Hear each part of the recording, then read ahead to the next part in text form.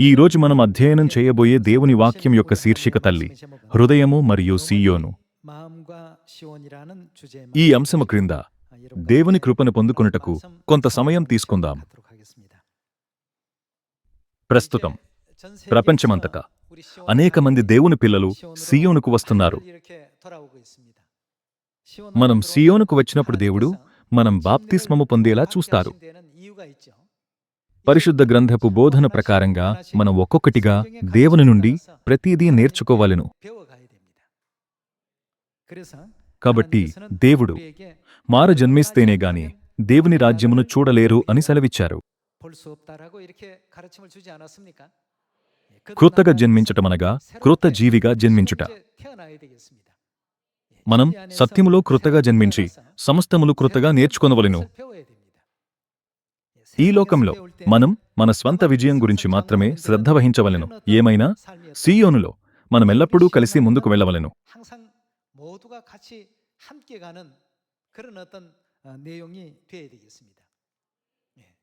మనం కలిసి సీయోనులో దుఃఖాన్ని, సంతోషాన్ని, కష్టాలను మరియు అన్ని సమస్యలను పంచుకోవలెను.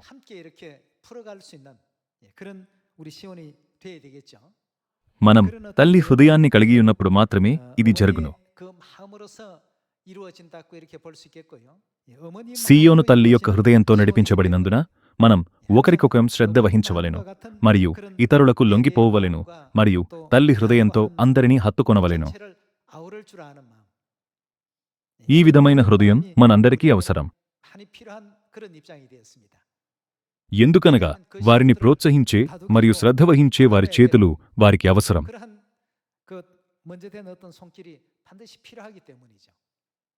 చిన్నపిల్లలు ఆకలిగా ఉన్నప్పుడు వారు తమ ఆకలి గురించి మాత్రమే ఆలోచిస్తారు. తమ తల్లులు ఎంత ఆకలిగా ఉంటారో వారు ఆలోచించరు. చిన్న పిల్లలు తమకు లోపించిన వాటిని తీర్చుకోవడానికి అవసరమైన వాటిని మాత్రమే అడుగుతారు మరియు కోరుతారు. అయితే పరిశుద్ధ గ్రంథము మనం పెద్దగయుంటిమి గనుక పిల్లవాని మార్గములను వెనుకన పెట్టవలను అని సెలవిస్తుంది. మనం జీవించిన జీవితాన్ని త్రోసివేసి మన గురించి మాత్రమే ఆలోచిస్తూ పరిపక్వతగా ఎదగాలని పరిశుద్ధ గ్రంథము సెలవిస్తుంది. మనం తల్లి హృదయాన్ని నేర్చుకునే ఒక మంచి కథ కలదు. నేను మీకు కథ చెబుతాను. ఒక పాఠశాలలో ఒక ఉపాధ్యాయురాలు ఉండెను. ఒకరోజు ఒక విద్యార్థిని ఉపాధ్యాయురాలితో మాట్లాడాలని కోరింది. ఆమె తరగతి నాయకురాలు, నిజాయితీపరురాలు మరియు మంచి మాదిరిలను ఏర్పరిచింది. ఉపాధ్యాయులు మరియు తన సహవిద్యార్థుల నుండి చాలా ప్రశంసలు మరియు ప్రేమలు పొందింది. కాని ఇటీవల ఆమె ఆందోళనగా కనిపించటం ఉపాధ్యాయురాలు గమనించెను. ఆమె ఏదో ఆందోళనలో ఉన్నట్లు అనిపించింది. విద్యార్థిని వచ్చి తన సహవిద్యార్థులందరూ తనను విడిచిపెట్టారని ఉపాధ్యాయురాలికి చెప్పింది. ఆమె, ఎవరూ నాతో ఎందుకు మాట్లాడకూడదనుకుంటున్నారు? నాకు తెలియదు అని చెప్పింది. నేను మీకు లేదా పిల్లలకు ఏదైనా తప్పు చేయుచున్నానని మీరు అనుకుంటున్నారా? ఉపాధ్యాయురాలి దృష్టిలో ఆమె మంచి ప్రవర్తనతో మంచి విద్యార్థిని మరియు ఆమె ఎల్లప్పుడూ తన సహవిద్యార్థుల పట్ల అంకిత భావంతో ఉండేది. ఆమె ప్రతిదానిలో ఉత్తమమైనది.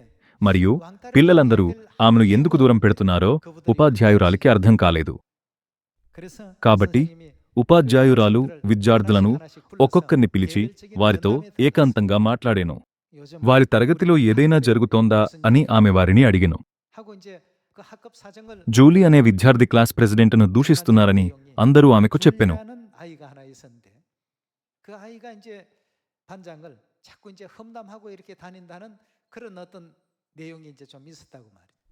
దీని గురించి తెలియని వారు ఉపాధ్యాయుడు మాత్రమే. ఆ తరగతిలోని విద్యార్థులందరికీ అది తెలుసు. కాబట్టి గురువు చాలా రోజులు దాని గురించి ఆలోచించెను. ఆమె జూలీని లోపలికి పిలిచి క్లాస్ ప్రెసిడెంట్తో ఎందుకలా చేస్తున్నావని అడగాలని ఆలోచించింది. కాని ఆమె తన భావాలను గాయపరచాలని అనుకోలేదు. బాధపడకుండా ప్రతి ఒక్కరికీ మంచి హృదయం కలిగియుండుటకు నేనెలా సహాయపడగలను? ఉపాధ్యాయుడు దాని గురించి చాలా రోజులు ఆలోచించారు. అప్పుడు ఉపాధ్యాయుడు ప్రతి విద్యార్థి తల్లిదండ్రులను సందర్శించి వారి అంగీకారం కోరారు. ఆమె వారితో ఇప్పుడు నా తరగతిలో ఇదే జరుగుతోంది అని చెప్పాను. ప్రతి ఒక్కరూ తమ భావాలను గాయపరచకుండా తమను తాము సరిదిద్దుకునేలా నేను సహాయపడవలెను. కాబట్టి నన్ను నమ్మి నేను చేయబోయే కార్యంలో నాకు మద్దతు ఇవ్వవలెనని మిమ్మల్ని అడుగుచున్నాను. ఈ విధంగా ఆమె తల్లిదండ్రులందరినీ తనతో ఏకీభవించేలా చేసింది. మరుసటి రోజు ఆమె ఉదయాన్నే పాఠశాలకు వెళ్లి బోర్డుపై చాలా పెద్దగా ఒకరోజు ఒంటరిగా ఉండాలి అని వ్రాసెను. మరియు ఆమె విద్యార్థులతో ఈ రోజు నుండి మీలో ప్రతి ఒక్కరూ ఒక్కరోజు పాటుగా ఒంటరిగా ఉండే అనుభవాన్ని పొందుకోబోతున్నారు అని చెప్పెను. మేము చీట్లు వేస్తాము. ఎన్నుకోబడిన వారు రోజంతా ఇతరులతో మాట్లాడుటకు అనుమతించబడరు. ఆ విద్యార్థికి సహాయం అవసరమైనప్పటికీ సహాయం చేయడానికి మీకు అనుమతి లేదు. మీరు అతనికి సహాయం చేయకూడదు లేదా అతనితో మాట్లాడకూడదు. అతనితో కలిసి భోజనం చేయడానికి కూడా మీకు అనుమతి లేదు. ప్రతి విద్యార్థి రోజంతా ఒంటరిగా మిగిలిపోవడం అనుభవించడానికి ఇది ఒక ప్రాజెక్ట్. హాస్యభరితుడు అని పేరు పొందిన ఒక బాలుడు ఉండెను. తరగతిలోని ప్రతి ఒక్కరూ అతన్ని ఇష్టపడ్డారు. అతడు మొదటి దినమందు ఎన్నుకోబడెను. అతడు రోజంతా తన ప్రక్కన కూర్చున్న వ్యక్తితో కూడా ఎవరితోనూ మాట్లాడుటకు అనుమతించబడలేదు మరియు అతనితో ఆడుకొనుటకు ఎవ్వరూ అనుమతించబడలేదు మరియు మధ్యాహ్న భోజన సమయములో కూడా అతడు ఎవరితోనూ తినుటకు అనుమతించబడలేదు. చివరి తరగతి పూర్తయ్యే వరకు అతడు రోజంతా అలా గడపవలసి వచ్చెను. చివరి తరగతి ముగిసిన తర్వాత ఉపాధ్యాయుడు అతన్ని ఈరోజు రోజంతా ఒంటరిగా మిగిలిపోవటం ఎలా అనిపించింది అని అడిగెను. అప్పుడు ఆ పిల్లవాడు, బోధకుడా, మనమిది చేయవలెనా? ఇది భయంకరంగా అనిపిస్తుంది. మనమిది చేయవలెనా అని చెప్పెను. అప్పుడు ఉపాధ్యాయుడు, ఇది కేవలం ఒకరోజు మాత్రమే, అది ఎంత కష్టంగా ఉంటుంది అని చెప్పెను. ఈ విధంగా 2 వారాల పాటు ఆ తరగతిలోని ప్రతి ఒక్కరూ రోజంతా ఒంటరిగా మిగిలిపోవడానికి మలుపులు తీసుకున్నారు. వారు ప్రతిరోజూ చేశారు. మరియు చివరి తరగతి ముగిసినప్పుడల్లా రోజంతా ఒంటరిగా మిగిలిపోవడం ఎలా ఉంటుందో ఉపాధ్యాయుడు విద్యార్థులను వివరించేలా చేశారు. అప్పుడు ప్రతి విద్యార్థి, నాకు ఇది అస్సలు ఇష్టం లేదు అని చెప్పెను. చివరకు జూలీ ఎన్నుకోబడెను. జూలీ ఎంపికైనప్పుడు ఆమె ఉపాధ్యాయునితో, నాకు ఇది చేయటం ఇష్టం లేదు అని చెప్పెను. జనాదరణ లేని పిల్లలు మాత్రమే వదిలివేయబడతారు. కాబట్టి నాలాంటివారు ఇలాంటి పని ఎందుకు చేయవలసి ఉంటుంది? ఆమె చాలా చల్లని హృదయంతో చెప్పింది. అప్పుడు ఉపాధ్యాయుడు, మిగతా పిల్లలందరూ అలా చేశారు అని చెప్పెను. ఇది చాలా ముఖ్యమైన విద్య. కాబట్టి దయచేసి దీనిని పాటించండి అని చెప్పెను. ఇతర పిల్లల వలనే జూలీ రోజంతా బయట ఉంచబడవలసి వచ్చెను. ఇతర విద్యార్థులు మాట్లాడుకుంటున్నారు. ఆమె చేరడానికి ప్రయత్నించినప్పుడు వారందరూ ఆమెను నెట్టివేసి, మీరు ఈరోజు ఎంపిక చేయబడ్డారు కాబట్టి మీరు మాతో ఉండలేరు అని చెప్పెను. ఎవ్వరూ ఆమెతో తినాలని కోరలేదు లేదా ఆమెతో మాట్లాడలేదు. ఆమె అక్కడ ఉండెను, కాని ఆమె అక్కడ లేనట్లుగా ఎంచబడెను. ఇది భయంకరమైనది. చివరి తరగతి పూర్తి అయినప్పుడు రోజంతా బయటకు వదిలివేయబడటం ఎలా అనిపిస్తుందో జూలీ తన తోటి విద్యార్థులతో చెప్పింది. ఆమె, నేను ఒకరోజు కూడా ఇది చేయదలనని అనుకోవటం లేదు అని చెప్పింది. మరియు ఆమె గొప్ప గ్రహింపును పొందెను. విద్యార్థులందరూ ఇంటికి తిరిగి వెళ్ళెను, కాని జూలీ వెళ్ళలేదు. కాబట్టి ఉపాధ్యాయుడు ఆమెను, జూలీ, నీవెందుకు ఇంటికి వెళ్ళటం లేదు అని అడిగెను. అప్పుడు తాను ఘోరమైన తప్పు చేశానని చెప్పి కన్నీళ్లు పెట్టుకుంది. ఉపాధ్యాయుడు ఆమెను ఏమిటి అని అడుగగా ఉపాధ్యాయుడు తరగతి అధ్యక్షురాలిని ఎంతగానో అభినందించడం, అందరూ ఆమెను ఇష్టపడటం చూసి తాను అసూయపడ్డానని జూలీ చెప్పెను. కాబట్టి ఆమె ఆలోచించడం ప్రారంభించింది. నేను పిల్లలందరినీ మరియు ఉపాధ్యాయుడిని తరగతి అధ్యక్షురాలి నుండి ఎలా దూరం చేయగలను? అందుకనే ఆమె తరగతి అధ్యక్షురాలిపై నిందలు వేయడం ప్రారంభించింది. ఆమె పిల్లలందర్నీ ఒక్కొక్కరిగా పిలిచి వారితో, తరగతి అధ్యక్షురాలు మీకు మంచిగా కనపడాలని ప్రయత్నిస్తుంది, కానీ ఆమె మీ వెనుక మీ అమ్మ మరియు నాన్న గురించి మాట్లాడుతుంది అని చెప్పెను. ఆమె మీ కుటుంబం గురించి కూడా మాట్లాడుతుంది. ఆమె చాలా చెడ్డది. అలా చేస్తూ ఆమె తరగతి అధ్యక్షురాలి సన్నిహితులందర్నీ వదిలివెళ్లేలా చేసింది. ఆమె ఉపాధ్యాయునితో, కాని రోజంతా ఒంటరిగా మిగిలిపోవడం అనుభవించిన తర్వాత నేనెన్నటికీ అలా చేయకూడదని గ్రహించాను అని చెప్పెను. ఉపాధ్యాయుని ముందు బిగ్గరగా ఏడుస్తూ తరగతి అధ్యక్షురాలి గురించి అబద్ధాలు చెప్పి పిల్లలందర్నీ ఆమెకు దూరం చేసినందుకు తనను క్షమించమని కోరింది.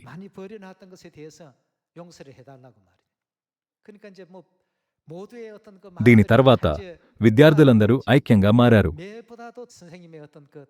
ఉపాధ్యాయుని తెలివితేటల ద్వారా తరగతి మొత్తం ఐక్యంగా మారింది మరియు ఆ అమ్మాయి తాను తప్పు చేసిందని గ్రహించింది. రోజంతా ఎవరైనా ఒంటరిగా ఉన్నారని భావించే వాతావరణాన్ని తాను ఎప్పటికీ సృష్టించకూడదని జూలీ గ్రహించింది.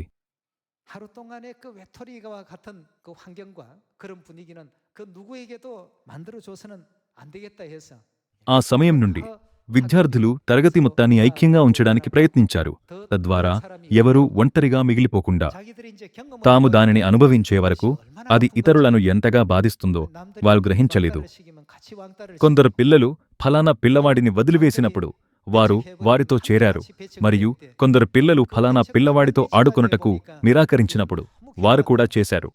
కాని వారు బహిష్కరించబడినప్పుడు అది ఎంతగా బాధిస్తుందో వారు గ్రహించారు. తరగతి విద్యార్థులందరూ ఒక ముఖ్యమైన పాఠాన్ని నేర్చుకున్నారు, మరియు అలా ఎవ్వరి మనోభావాలను గాయపరచకూడదని నిర్ణయించుకున్నారు. ఈరోజు మనం కూడా అది నేర్చుకునవలెను, మరియు ఈ విధమైన బాధను ఎవ్వరికీ ఇవ్వకూడదు. పరిశుద్ధ గ్రంథము బోధించినట్లుగా మనమందరము దేవుని వాక్యములో కలిసి ఎదుగుటకు, ప్రేమను, సత్కార్యములను చేయుటకు ఒకరినొకరు పురికొల్పుకొనుచు హృదయపూర్వకముగా ఐక్యముగా ఉండవలెను.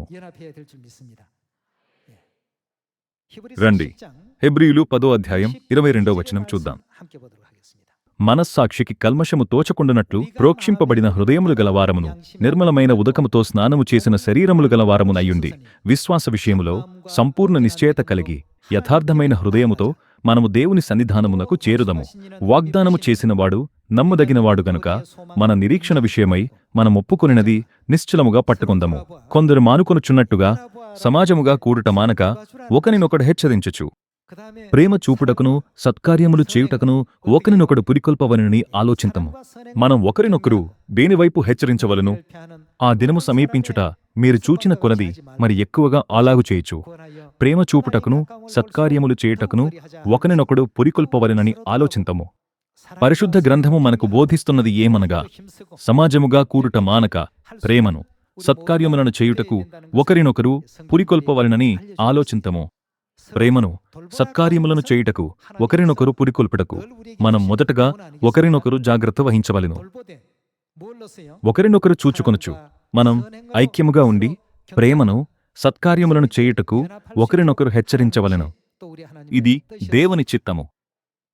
రండి, 1 కొరింథీయులు 12వ అధ్యాయం 20వ వచనముతో కొనసాగిద్దాం. అవయవములు అనేకములైనను శరీరమొక్కటే గనుక కన్ను చేతితో నీవు నాకక్కరలేదని చెప్పజాలదు, తల పాదములతో మీరు నాకక్కరలేదని చెప్పజాలదు. అంతేకాదు, శరీరము యొక్క అవయవములలో ఏవి మరి బలహీనములుగా కనబడునో అవి మరి అవశ్యములే. శరీరములో ఏ అవయవములు ఘనత లేనివని తలంతుమో ఆ అవయవములను మరి ఎక్కువగా ఘనపరచుచున్నాము. సుందరములు కాని మన అవయవములకు ఎక్కువైన సౌందర్యము కలుగును. సుందరములైన మన అవయవములకు ఎక్కువ సౌందర్యమక్కరలేదు. అయితే శరీరములో వివాదము లేక అవయవములు ఒకదానినొకటి ఏమి చేసియున్నారు? ఏకముగా పరామర్శించులాగున దేవుడు తక్కువ దానికే ఎక్కువ ఘనత కలుగజేసి శరీరమును అమర్చియున్నాడు. మనం ఒకరితో ఒకరు ఐక్యముగా ఉండి ఒకరికొకరం సమానమైన శ్రద్ధ కలిగియుండవలెను. ఇది ఎవరి చిత్తము? అది దేవుని చిత్తము. 18వ వచనము, అయితే దేవుడు అవయవములలో ప్రతిదానిని తన చిత్తప్రకారము శరీరములో నుంచెను. దేవుడు తన చిత్తప్రకారము చేతులు, ముక్కు మరియు పాదాలను ఏర్పాటు చేశారు. అవన్నీ దేవుడు కోరుకున్నట్లుగా ఉంచబడెను. ఆ విధంగా సియోనులో చేతి పాత్రను, కంటి పాత్రను, చెవి పాత్రను, ముక్కు పాత్రను, నోటి పాత్రను పోషించే ప్రజలు ఉన్నారు. ప్రతి ఒక్కరికి భిన్నమైన పాత్ర ఉంటుంది. అది దేవుని యొక్క చిత్తము. ప్రకటన 4వ అధ్యాయములో సమస్తము దేవుని చిత్తం చేత సృష్టించబడినని సెలవిస్తుంది. సమస్తము దేవుని యొక్క చిత్తమును కలిగియున్నది. ప్రారంభం నుండి సమస్తము దేవుని చిత్తం చేత జరిగిను మరియు సమస్తము దేవుని చిత్తం చేత స్థాపించబడును. దేవుడు మన కొరకు అలా చేశారు. సమస్తము దేవుని చిత్తము కలిగియున్నది. దేవుడు తాను కోరుకున్నట్లుగానే శరీరంలోని ప్రతి అవయవములను ఏర్పాటు చేశారు. ఈ బోధన అకస్మాత్తుగా నాకు ఒక పాత కథను గుర్తు చేసింది. ఒకప్పుడు శరీర అవయవాల మధ్య వైరం ఉండేది. పాదాలు, మేము లేకుండా మీరందరూ వ్యర్థులే అని చెప్పారు. మేము లేకుండా మీరు కోరుకున్నప్పటికీ మీరు ఎక్కడికి వెళ్ళలేరు. శరీరం యొక్క దిగువ నుండి మేము ఎల్లప్పుడూ మీకు మద్దతు ఇస్తాము. కాబట్టి మనం ఎక్కువగా పనిచేసేవారము. కాని అప్పుడు చేతులు, ఓహ్ అవునా, మీరు మమ్మల్ని కలిగి ఉండనట్లయితే ఏమవుతుంది, ఎవరు పని చేయబోచున్నారు అని చెప్పాయి. పాదాలు, మీరు సుత్తితో కొట్టగలరా? మీరు రంపముతో కోయగలరా? మీ అందరికీ ఆహారం ఇవ్వడానికి మేము చాలా కష్టపడుతున్నాము. కాబట్టి చేతులు అలా తమ గురించి తాము అతిశయించుకున్నాయి. చేతులు మరియు కాళ్ళు అలా చెప్పినప్పుడు కళ్ళు, హే, మనం వస్తువులను చూడనట్లయితే మీరు ఎలా రంపముతో కోయగలరు అని చెప్పాయి. మేము వెడల్పు, పొడవు మరియు ఎత్తును కొలుస్తాము. కాబట్టి మీరు ఏదైనా చేసినప్పుడు మీకు ఖచ్చితంగా మేమవసరం కదా. కళ్ళు ఆత్మకు కిటికీలని ప్రజలు చెప్పేంత ముఖ్యమైన వారము మనం. శరీరంలోని ప్రతి అవయవము తన గురించి తాను అతిశయించును. చెవులు, ముక్కు మరియు ఇతర భాగాలన్నీ వారు చేసే దాని గురించి మాట్లాడుకున్నాయి. మరియు నిజానికి వారందరూ కష్టపడి పనిచేశారు. ఇతర భాగాలు చేయలేని పనిని అన్ని భాగాలు చేయుచుండెను.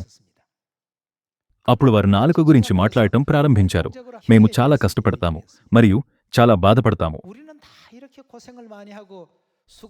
దంతాలు రోజంతా కష్టపడి పనిచేస్తాయి, ఎందుకనగా అవి ఆహారాన్ని నమలాలి. కాని నాలుక ఏమీ చేయదు, అది కేవలం రుచికరమైన ఆహారాన్ని తీసుకుని తింటుంది. ప్రతి భాగం నాలుక గురించి చెడుగా మాట్లాడెను. వారందరూ నాలుక చాలా చెడ్డదని చెప్పారు. నిజానికి వారు నాలుక గురించి ఇలా ఎందుకు మాట్లాడారో కారణము ఉండెను.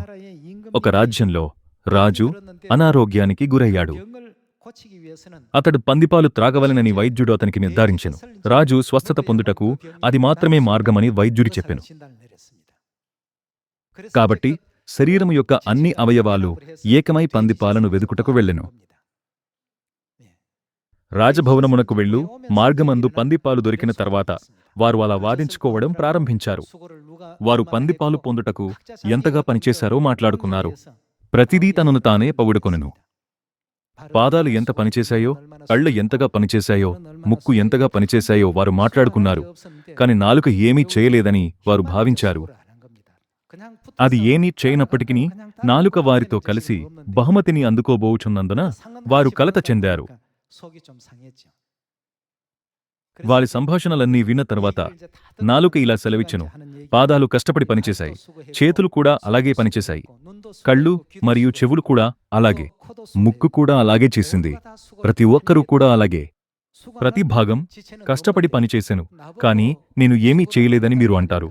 సరే సరే, మీరు నన్ను బహుమతి పొందకుండా మినహాయించాలనుకుంటే ముందుకు సాగండి, నన్ను మినహాయించండి. అయితే ఇది పందిపాలు కాదని, కుక్కపాలు అని నేను రాజుతో చెప్పెదను.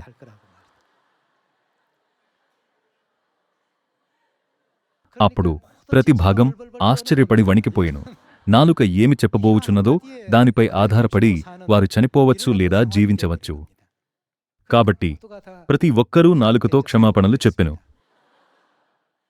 దయచేసి రాజుతో నిజం చెప్పండి. దయచేసి అతనికి అవసరమైన పాలు అది అని చెప్పండి. దయచేసి అది ఏమిటో రాజుకు చెప్పండి.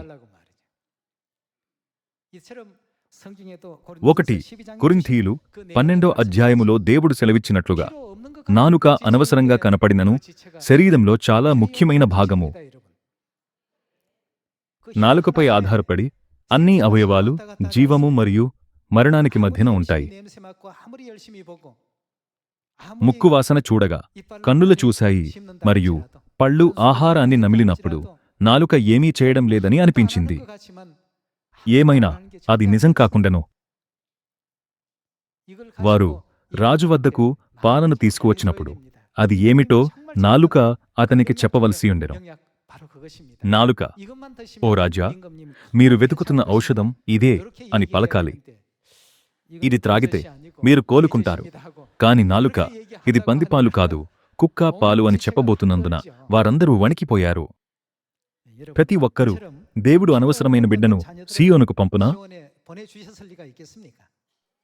ప్రతి ఒక్కరూ అవసరం. అందుకనే మనం ఇంకా ఎక్కువగా ఐక్యంగా ఉండవలెను.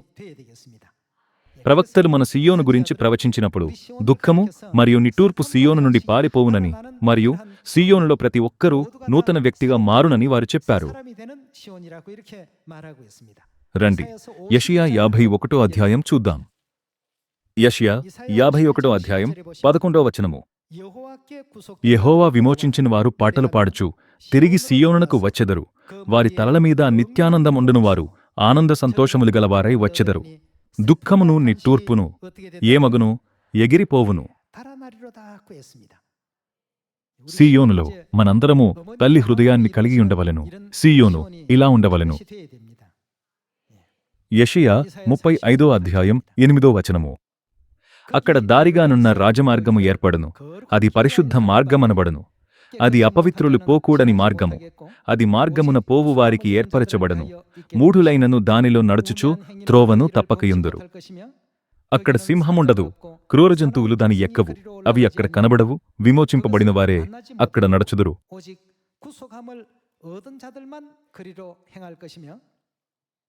యెహోవా విమోచించిన వారు పాటలు పాడుచు తిరిగి సీయోనునకు వచ్చెదరు.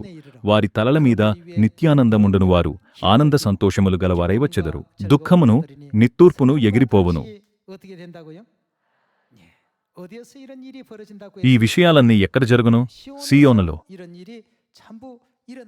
మనం నిత్య సంతోషాన్ని మరియు ఆనందాన్ని కలిగియుండాలని, దుఃఖమును మరియు నిట్టూర్పును పారద్రోలాలని కోరినట్లయితే సీయోను సభ్యులందరూ ఒకరికొకరు తల్లి హృదయాన్ని కలిగి ఉండవలెను.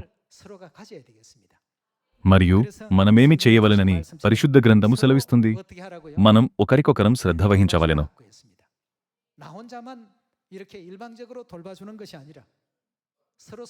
దేవుడు మనందర్నీ ఒకరినొకరు చూచుకొనుటకును, ప్రేమించుటకును మరియు సత్కార్యములు చేయుటకును ప్రోత్సహించమని సెలవిచ్చారు.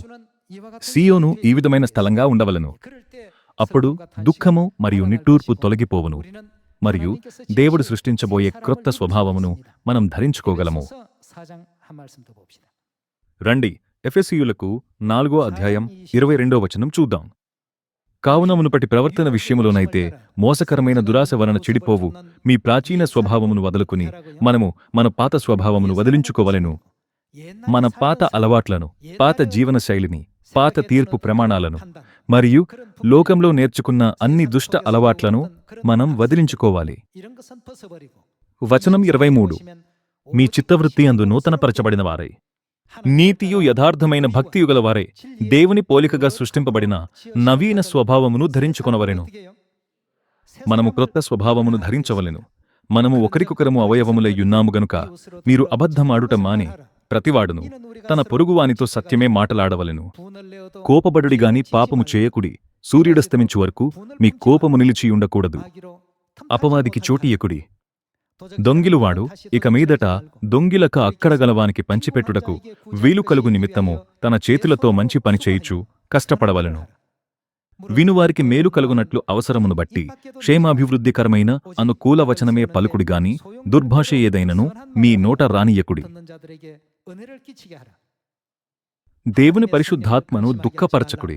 విమోచన దినము వరకు ఆయన యందు మీరు ముద్రింపబడియున్నారు.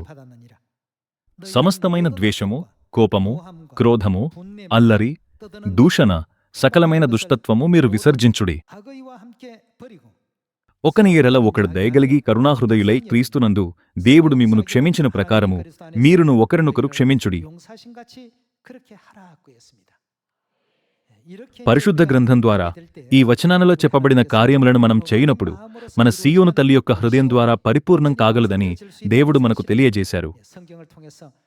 కొందరు ప్రజలు ఈ వాక్యములను అపార్థం చేసుకుని ఈ వాక్యముల యొక్క అర్థాన్ని తారుమారు చేసి ఇది కేవలం మనలను మంచి జీవితం జీవించవలని చెప్పే బోధన కాదా అని అంటారు. ప్రతి ఒక్కరూ పరిశుద్ధ గ్రంథం యొక్క 66 గ్రంథాలలోని వాక్యములన్నీ దేవుని వాక్యములు. మనం మనకు సౌకర్యంగా ఉన్న వాటిని మాత్రమే పాటించి కొన్నింటిని పాటించకుండా ఉండకూడదు. మనం పాత స్వభావాన్ని తొలగించి క్రొత్త స్వభావాన్ని ధరించవలెను. మనం ఐక్యంగా ఉండాలని మరియు తండ్రి మరియు తల్లి యందు ఒకరిపై ఒకరు ఆధారపడాలని తల్లి అయిన దేవుడు కోరుచున్నారు. తండ్రి మరియు తల్లి మనం సీయోనులో ఒకరినొకరు ప్రశంసించుకొని ప్రోత్సహించుకోవాలనుకుంటున్నారు. మనందరము అలా మారవలెను కదా. రండి, క్రొత్త స్వభావమును ధరించుకుందాం. రండి, కొలస్సీయులకు 3వ అధ్యాయం 8వ వచనం చూద్దాం. ఇప్పుడైతే మీరు కోపము, ఆగ్రహము, దుష్టత్వము, దూషణ, మీ నోట బూతులు అను వీటినన్నిటినీ విసర్జించుడి. ఒకనితో ఒకడు అబద్ధమాడకుడి. ఏలయనగా ప్రాచీన స్వభావమును దాని క్రియలతో కూడా మీరు పరిత్యజించి జ్ఞానము కలుగు నిమిత్తము దానిని సృష్టించిన వాని పోలిక చొప్పున నూతన పరచబడుచున్న నవీన స్వభావమును ధరించుకునియున్నారు. పాత స్వయం మరియు దాని ఆచరణల గురించి ఏమి చేయవలను? రండి, మనం అనవసరమైన వాటిని విడిచిపెట్టి దేవుడు మనకు బోధించినట్లుగా ఆలోచించి తీర్పు చెప్పి జీవించగలవారముగా ఉండవలెను. మనము ఈ విధమైన జీవితాన్ని జీవించవలెను. దాని కొరకు 2వ వచనము ఏమి సెలవిస్తుంది? పైనున్న వాటిమీదనేగాని భూసంబంధమైన వాటిమీద మనస్సు పెట్టుకొనకుడి. ఏలయనగా మీరు మృతి పొందితిరి, మీ జీవము క్రీస్తుతో కూడా దేవుని యందు దాచబడి ఉన్నది. మనకు జీవమయ్యున్న క్రీస్తు ప్రత్యక్షమైనప్పుడు మీరును ఆయనతో కూడా మహిమయందు ప్రత్యక్షపరచబడుదురు. కావున మనము ఏమి చంపవలెను? భూమి మీదనున్న మీ అవయవములను, అనగా జారత్వమును, అపవిత్రతను, కామాతురతను, దురాశను, విగ్రహారాధన అయిన ధనాపేక్షను చంపివేయుడి. వాటి వలన దేవుని ఉగ్రత అవిధేయుల మీదికి వచ్చును. పూర్వము వారి మధ్య జీవించినప్పుడు మీరును వీటిని అనుసరించి నడుచుకొంటిరి. కాబట్టి ఇంతకు ముందు మనం ఈ ఆలోచనా విధానంతో మరియు ఉద్దేశ్యంతో జీవించాము. 8వ వచనం, ఇప్పుడైతే మీరు వీటినన్నిటినీ విసర్జించుడి. మనం సీయోనుకు వచ్చియున్నాము కనుక మనం తల్లి యొక్క హృదయాన్ని కలిగి ఉండేలా మార్చబడవలెను. మనందరము ఒకరికొకరం అవసరమైన మరియు ఒకరికొకరం ఐక్యం కావాల్సిన ప్రేమగల సీయోను సభ్యులము.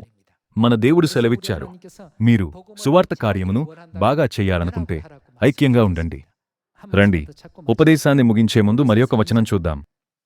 కొలస్సీయులు 2వ అధ్యాయం. కొలస్సీయులు 2వ అధ్యాయం 18వ వచనము. అతి వినయాసక్తుడై దేవదూతారాధనయందు ఇచ్చకలిగి తాను చూచిన వాటిని గూర్చి గొప్పగా చెప్పుకొనుచు తన శరీర సంబంధమైన మనస్సు వలన ఊరక ఉప్పొంగుచు శిరస్సును హత్తుకొనని వాడెవడును మీ బహుమానమును అపహరింపనీయకుడి. ఆ శిరస్సు మూలముగా సర్వశరీరము కీళ్ల చేతను నరముల చేతను పోషింపబడి అతుకబడినదై దేవుని వలన దేవుడు ఏమి చెయ్యును? కలుగు వృద్ధితో అభివృద్ధి పొందుచున్నది. అంతా ఐక్యతతో జరగాలి.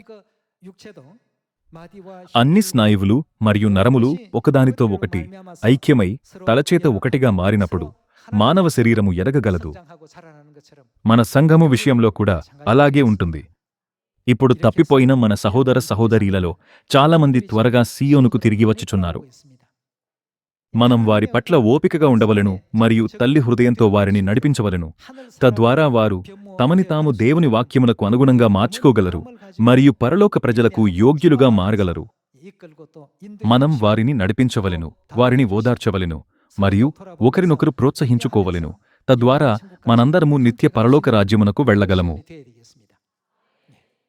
రావలసిన సోదరులు మరియు సోదరీలు ఉన్నారు. మనం తల్లి హృదయాన్ని నేర్చుకుని తల్లి హృదయాన్ని కలిగి ఉన్నప్పుడు దేవుడు వారిని మరింత త్వరగా మన వద్దకు పంపుదురు. నాలుక ఏమీ చేయనట్లుగా కనపడుతుంది, కాని నాలుక తప్పుగా పలికినట్లయితే ఇతర భాగాలన్నీ శిక్షించబడతాయి కదా.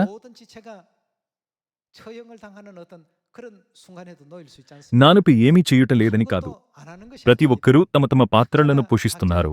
కాబట్టి రండి, ఐక్యంగా ఉందాం.